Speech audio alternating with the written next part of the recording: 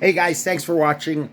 I was just watching a news report about, and it came included with video.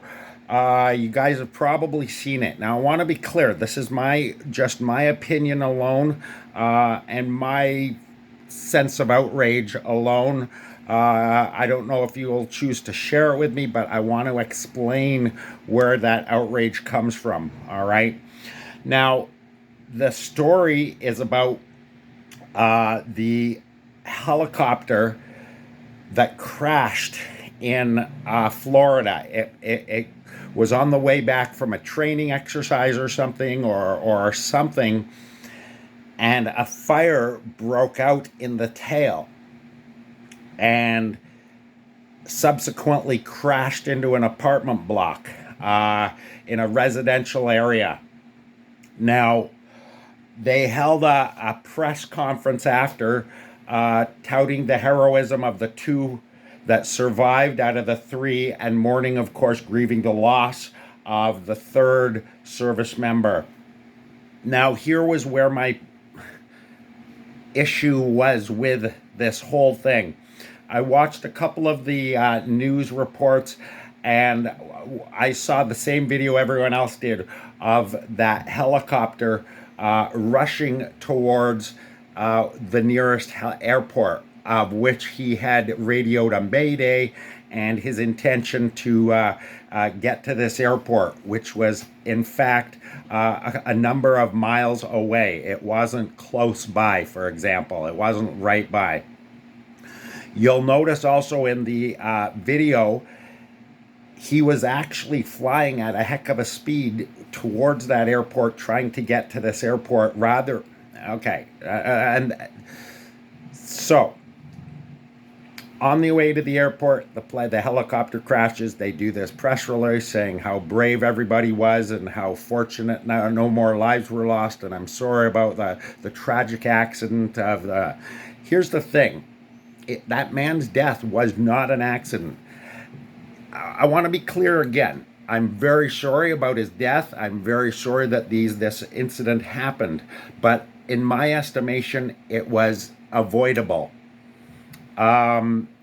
This is a single engine aircraft. This isn't something with two or three engines, and if one went out, it's okay.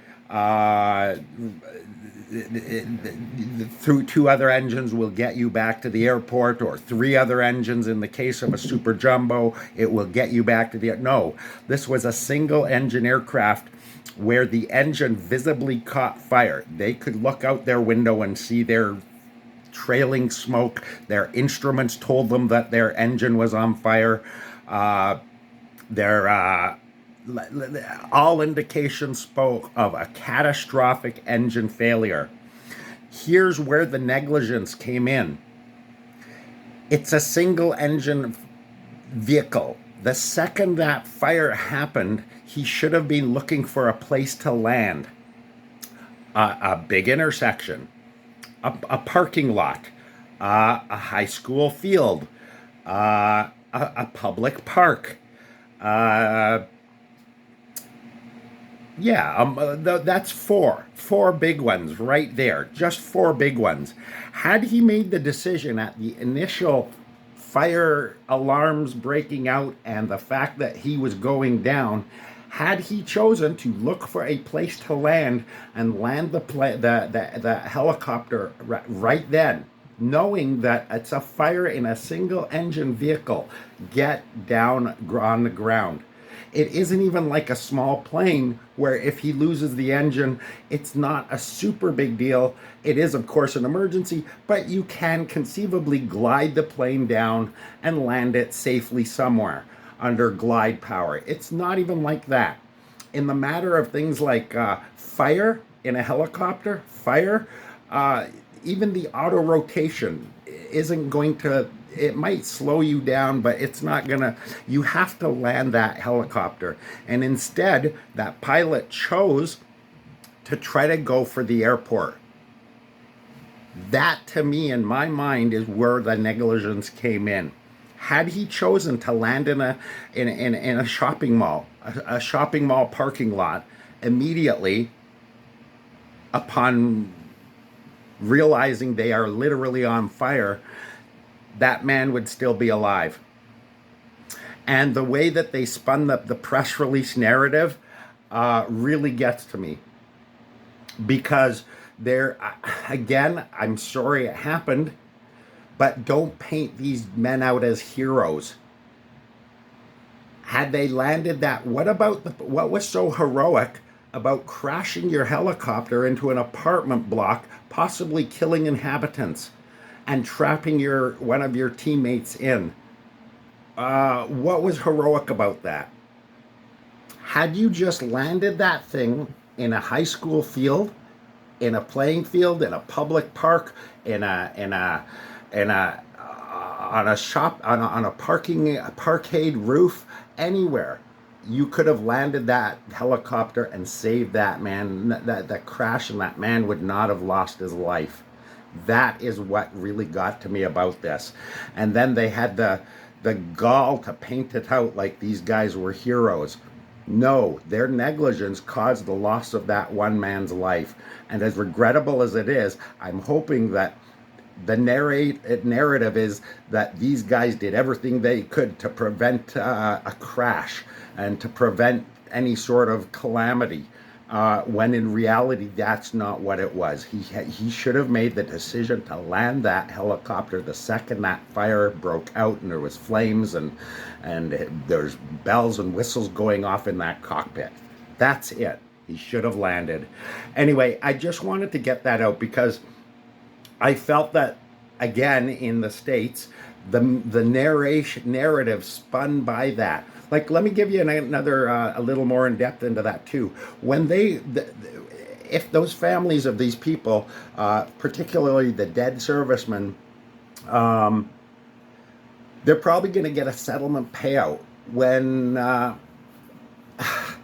it's going to be a pittance compared to what they deserve, because it was negligence, and my heart goes out to that family, because I know that they're going to get passed off with a pittance of an offer, a pittance of what they should be paying to this family about for this incident.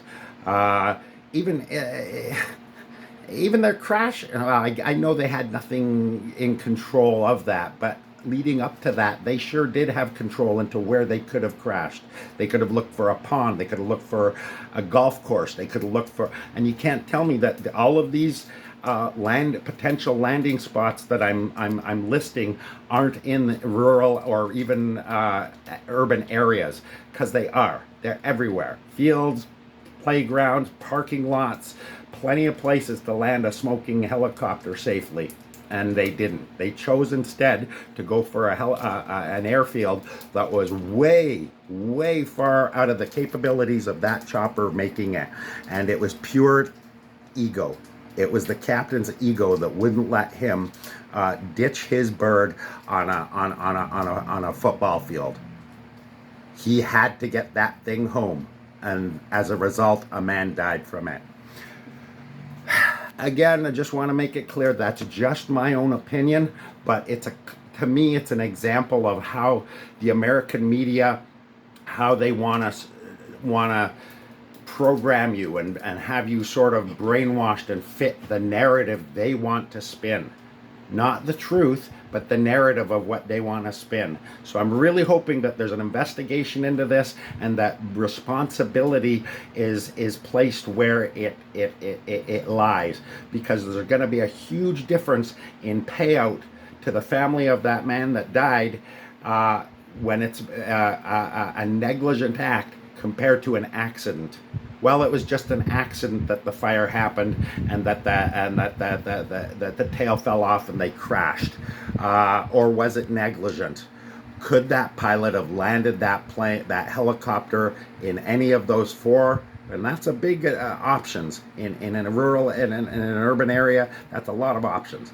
And he had more than enough and instead, as you can see in the video, he chose to try to make it to an airport that he had no hope of making it. Anyway, thank you anyway. That's just my opinion. It's my opinion alone. Leave in the comments what you think.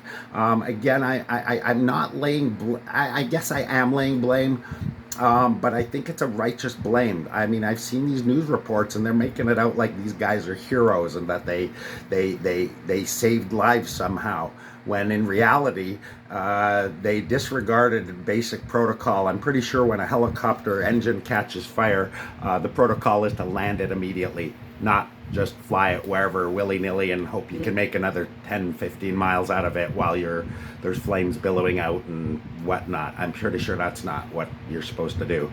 Anyway, leave me a note in the comments. I know I'm not a helicopter pilot. I know I'm not but that's just my opinion, and I'm well entitled to it.